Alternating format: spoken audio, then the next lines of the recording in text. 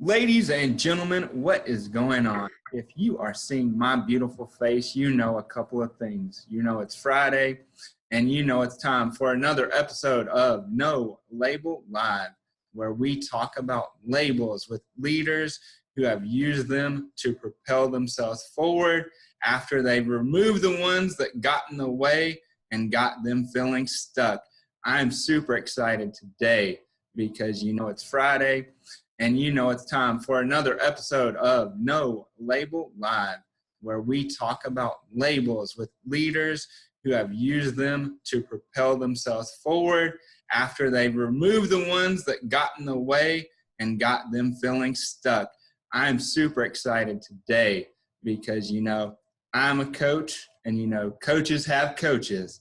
And today I've got my coach, Mr. Alex Kuhn, coming on the show. And he is the leader of the Vault team, where he helps big vision leaders grow their movements. Alex, what's going on, man? Wow, Nathan, you got me fired up there. So I feel like we got to go to the gym and punch out bench pressing or something like that there. But I'm pumped. I'm ready to roll, man. Super excited. And obviously, having worked with you, just love what you're doing, not only with this show, but everything I see on your Instagram feed to, just getting 200 books, the movement you're making and helping people that need help. Just really honored to be here, Nathan. Appreciate it, man. So the first question I've got for you today is, what's got you super excited at the moment? Well, it's funny you said that. I actually literally just posted this on, I'm just like most people that are kind of growing their movement. I'm on social media. So if anybody wants to check me out, it's Alex Kuhn CO on Instagram, Facebook, LinkedIn, whatever channel you want. But I actually have something that's really I'm getting very passionate about. And that is that I think there are so many tremendous leaders out there that clearly have this big vision, they have this dream, and they have this goal. And I think at some point, all of us have gone through a personal mission statement for ourselves and kind of gone through some exercises. And I would imagine anybody listening to this episode is growth minded. And one of the things that I found out for me, not that long ago, in fact, actually, it's very different than the Vault team, but my personal mission is to never let anyone's dreams die. And in fact, it's not only just in terms of what's driven me to build some successful businesses and what I love doing with the Vault team, but more importantly, it's actually, I find myself getting mad when I see people putting down other businesses because they feel like they're doing it the wrong way. So one of the things I've actually just posted today on Instagram and Facebook was talking about the idea of not letting your past failures dictate your future endeavors.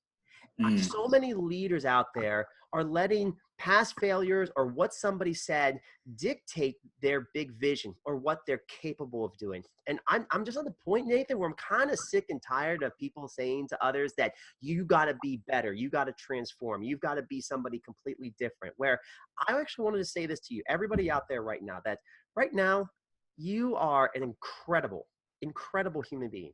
You have got what it takes. Maybe you don't have the clarity. Maybe you don't know all the steps right now, but just let me share this with you, is that every individual I have worked with over the years, and there's been 184 that are now probably global leaders, wealth, impact, whatever it drives you, they're doing some tremendous thing, including the 10,000 that are on my email list. But the one thing I find time and again is that they're all different. They're all special. They're all unique. They're incredible. They are. So my friends, leaders out there, don't change. Be yourself and don't let what your current situation dictates what you're going for tomorrow. So, man, that's a perfect segue when you are talking about current situation. What I want you to think back to is, what's a time when you actually let that happen for yourself, and what people were saying or the label that they were giving to you lied to you, but you believed it? It's a great question. I will say, Nathan, I've been very blessed in a lot of ways to have grown up in a family where they did preach and gave me the space to see anything was possible. But the last time I can actually remember this, I'll actually tell you a story. So I was actually what most would consider a late bloomer in a lot of ways. I didn't start speaking till I was 5 years old. The doctors actually told my parents that I was going to have an intellectual disability, that I was not going to be able to take care of myself. There was a Hmm. lot of different statements that, in fact, actually, basically through third grade, I was failing pretty much every single class, and I was not really doing well in school. And what was interesting, Nathan, is that these are things that my parents used to tell me these stories, but I actually kind of don't remember it really stopping me from doing what I was meant to do on this earth. But I did have definitely people that kind of lit the switch on, meaning that I actually switched schools from third grade to fourth grade, and I'll never forget Miss White. And this is a true story. I went into the first day of class, and at that time, I don't even think they're teaching anymore, but handwriting was one of the core Yeah. curriculums. Do people not write cursive anymore? I think I almost forgot other than my signature. But I remember going into fourth grade, and Miss White had us do just a handwritten assignment on the very first day. And I was one of the first kids done. I took that up and I said, "Don't worry, Miss White, you can just give me an F." And she looked at Oh, me. wow. Yeah. And she looked at me and said, "Why?" And she said, I said, "Well, I've been told my whole life that I hold my pencil wrong, and nobody can see this, but I hold my pencil like this. This is how I hold everything when I write." And I was like, "I know I hold it wrong. It's just the best way for me to write." And she goes, "Alex, you keep holding the pencil like that because you write beautifully." She put A plus star. And I think I've always, in terms of my education, and more importantly, there were other incredible mentors I've had in my life that basically gave me that clarity and insight to realize it's okay to be different. It's okay to find a different way of doing things. It's okay to be yourself. That's just one example of many examples I can think of when you ask me that question, Nathan. Man, that's a really powerful story.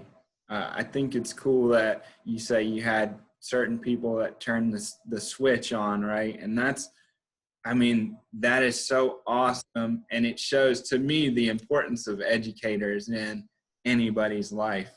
Like, that is a super powerful moment. And I remember doing handwriting, and it actually led to me.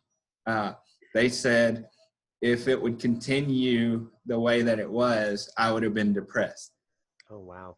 because I had X's all over the paper. And I was like, I'm doing the best I can. So I can relate to handwriting for sure. Um, so how how does your dream of not letting other people's dream die, how does that translate into what you teach us and coach us into our businesses? Hmm. Yeah, I think this always goes back to, I think sometimes we have moments in our life where if we really just felt it, we'd probably realize what we were meant to do. We probably realize what we should have done, what our gut instinct were telling us. So I always tell people that as the incredible experiences I had, my parents, took us to these motivational conferences, and I was the kid. I always tell people I was the kid that instead of listening to MC Hammer or Vanilla Ice on my CD player, yes, CD players for the people that don't know what that is, right? The circular disc, those things. I had like Zig Ziglar and Tony Robbins and all these positive Les Brown. Those are the things I grew up with.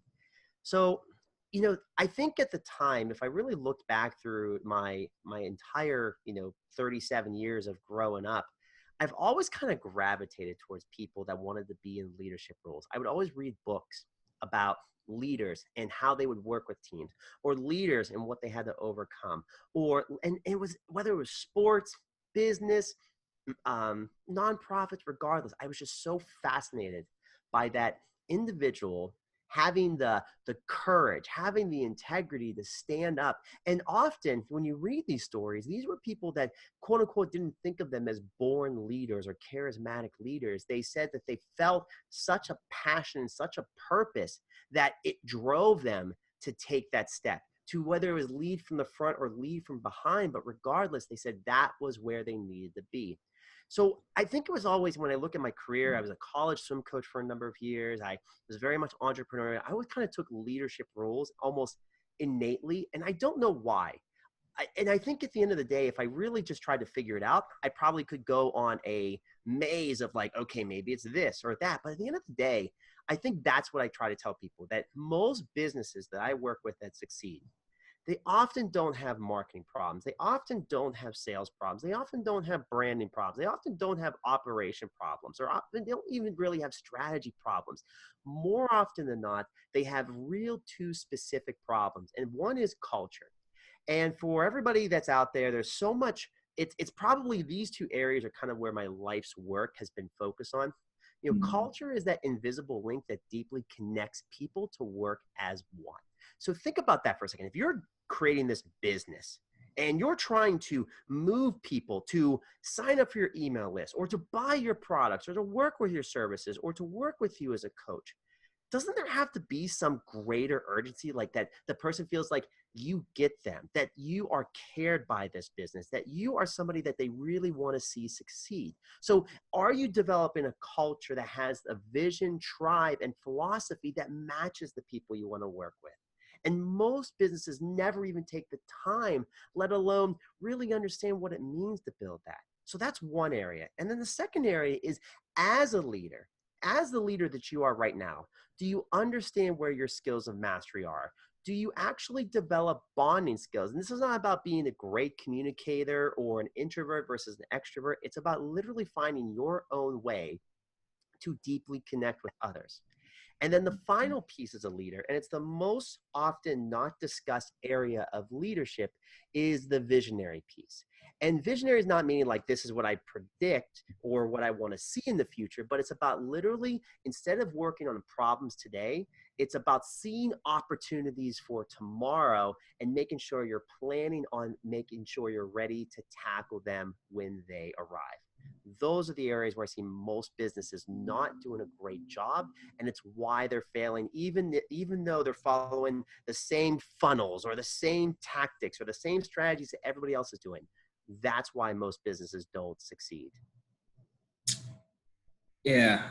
I mean, ladies and gentlemen, I hear this all the time because I'm in the vault team, and this man is preaching what he believes, and he provides tools and techniques. And really, when I think about it, when we're talking about culture, I mean, we've had plenty of conversations, and I haven't been in the vault team that long, but uh, talking about it and actually getting it down, it takes time. If you're a business leader and you haven't figured it out yet, it takes time.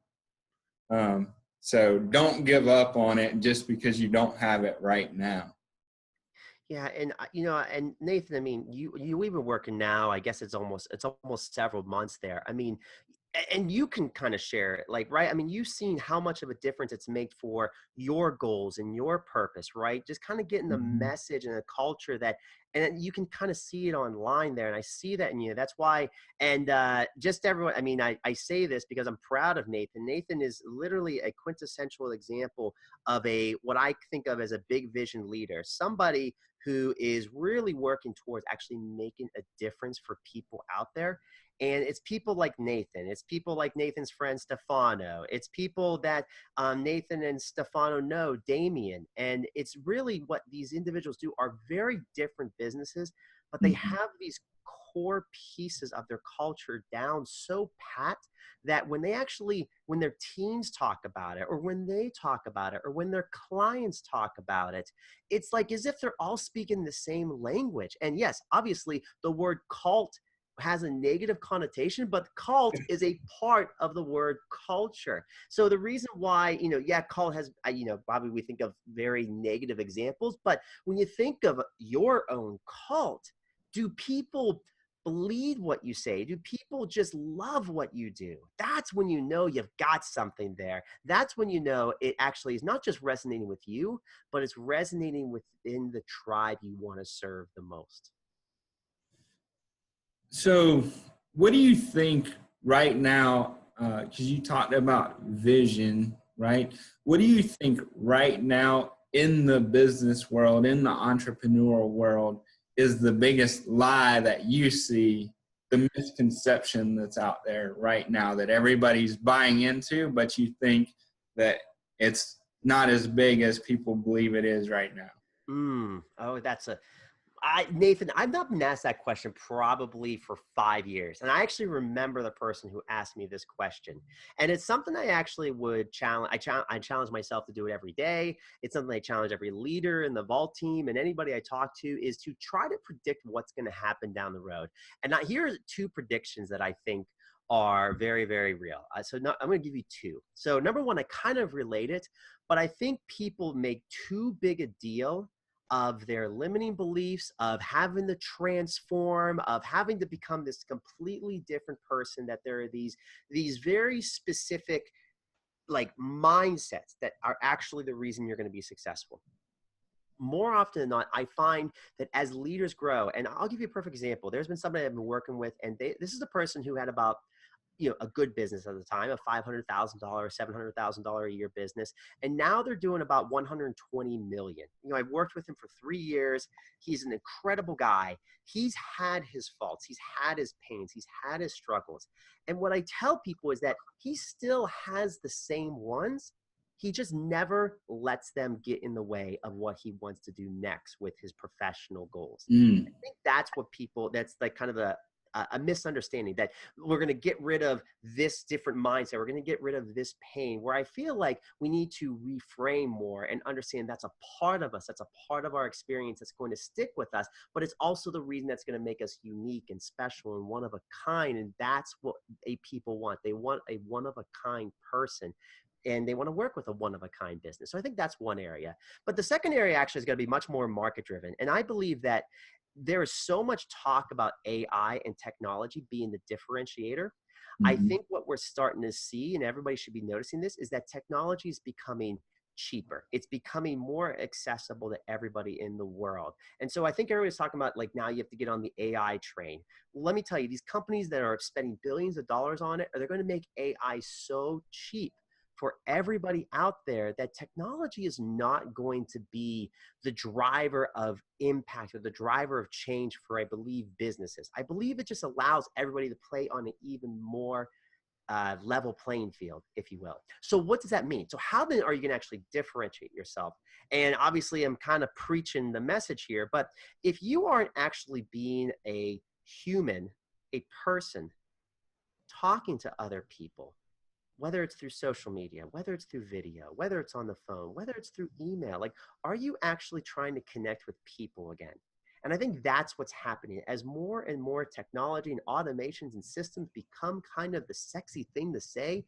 People are forgetting that we need to get back to the foundation of what makes businesses and people successful. And that is deeply connecting with other people and helping them achieve their goals. So don't get me wrong, you got to stick up with technology, but don't use technology as what is going to differentiate your business. It is about you as a human being, as a leader, connecting with other human beings and people. And if you're sitting here, you're watching or listening to this, and you're saying, well, I'm not a business leader. Okay, cool. But in some aspect of your life, you are a leader. And at the very basic level, you are leading yourself. So I think even being able to connect with yourself and what you feel about yourself and who you are at that core is important. And it's really, really crucial to connect to your heart and your emotions. Like, people play down emotions, but we're emotional beings. And when you can connect to somebody on that level, that, like you said, that creates that deep connectedness.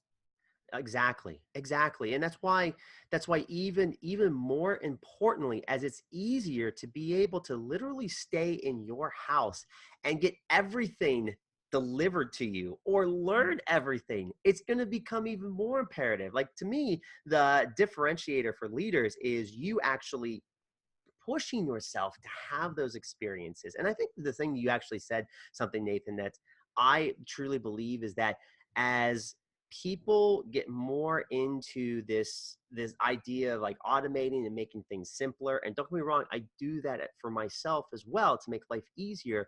It's also even more imperative that we do things to stretch ourselves from an emotional perspective. The number one emotion, I guess, distressful emotion that most vaulters come into the vault team with, or that people that I work with, the number one thing they say is overwhelm. And the word overwhelm, think about that for a second. What exactly does that actually mean? So one of my educational backgrounds is in behavior modification. That was what my master's and thesis was on. But really at the core of it, in layman's terms, the one thing I want to tell people is there is a term called cognitive dissonance. And it's the Mhm. idea of what your mind thinks and what your behavior is doing. So for example, the more that you think one way and do another, it creates this cognitive dissonance, which causes this emotional pain and this emotional stress. And often we either do one of two things. We either change our behavior to fit our mindset, or we fit our mindset to change our behavior, one or the other. And Mhm. 90% of the time, people will change their behavior. Hence why you see a lot of mindset coaches and people that talk about mindset saying, listen, you got to create a strong mindset so your behaviors don't go back. So it's why they do such great work. But what if we actually looked at it from a outside perspective? So instead of saying understanding that overwhelm is this horrible emotion and negative thing, what if we looked at that and embraced that overwhelm or embrace that frustration? Because what it's saying is that for many of you out there, you see a better version of yourself. You see a better vision for yourself. You see a goal that you want to achieve. And the only way to make a goal happen is to create overwhelm. Put your mindset into a place of where you want to be and give yourself time to let your behaviors, to let your day-to-day actions catch up to where you want to be. It's why the work that Nathan's doing here is so important. Working with Nathan as a coach, working with coaches and other people that are leaders that have done it and can help you. It's not just about showing you the techniques or tools, but it's just making sure that you don't slide your mindset backwards to where you originally were. Yeah, that's powerful. And I think what I connected with there is going back to labels, even emotions, right? I think everything is actually in neutral. Everything that we experience is neutral until we give the power one way or the other. So um, I love that. Love why that. not put it in a positive light and see, like I say, it might seem like an adversity at the moment, but your adversity can be your advantage. Yeah, I mean, you see, I mean, Nathan, I mean, I'm sure your audience knows you and your story and the adversity you've gone through. And I'm not trying to say this to blow smoke up your butt, Nathan. I'm saying this because, anybody that's listening to this episode, having seen Nathan and having seen the work that he's done, there are people out there that we quote unquote describe them as motivational or inspirational. And I think we describe him that way is because we see the adversity like a Nathan that has gone through and he has overcome. And that is inspirational. And it's a reminder that, people like what Nathan's doing, what Nathan's teaching, what Nathan's preaching, what Nathan's sharing with you is and I think it's the same thing is that you get to determine where you want to go. That's why I love what your message is. And what you're doing here is incredible. I've only got a couple more questions. This has been an amazing conversation. I know people are getting tons of value out of it. Um, First, is there anything that we haven't touched on yet that you would like to touch on? I think you said like, and if I correct Nathan, right, this show is not just business leaders, but people finding leadership in their life. Yes. Okay. I think the one area that I would love to talk, the area I think that I love about this is that it's the idea of stepping into a role model mindset. One of Mm. the areas that I think about the leaders that I work with is that if you want to be, if you want to have a global audience, right? If you want to push yourself to this next level, being a new parent, having a 4-month-old, the first thing that a lot of people ask me, what's the difference now? Like what's changed in your life? And I tell people that the biggest change for me is that I know that my actions are going to speak even more importantly to my son than anything I say or do. So if I want to be as good of a parent as I possibly can, it's not about what I'm going to teach, although that helps, but it's more about what I'm going to do. And I think at the end of the day, as far as being better leaders and having better leaders in our communities, and as I mentioned, Miss White was an incredible leader, and she probably doesn't even know that. She probably not even called Miss White. I'm sure she might have got married, as far as I know.